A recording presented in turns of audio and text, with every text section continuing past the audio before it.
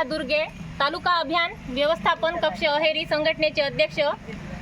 आज आम्ही 3/10/2024 पासून बेमुद्द काम बंद आंदोलन इथे तालुका व्यवस्था कक्षामध्ये करत आहोत।